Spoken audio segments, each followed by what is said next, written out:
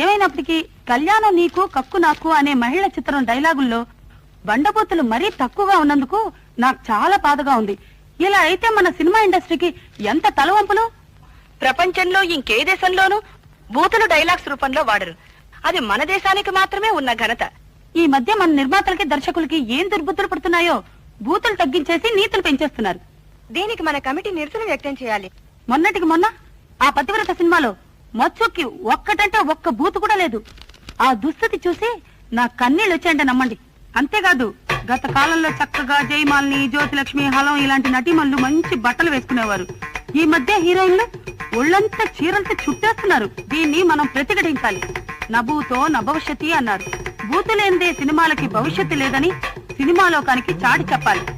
తక్షణమే మనం ఈ ఉద్యమానికి నడుం కడదాం. వాసి మీ అమ్మల కడుపులు మాడా, మీకు కొంపలో ఏం పనులు లేవ?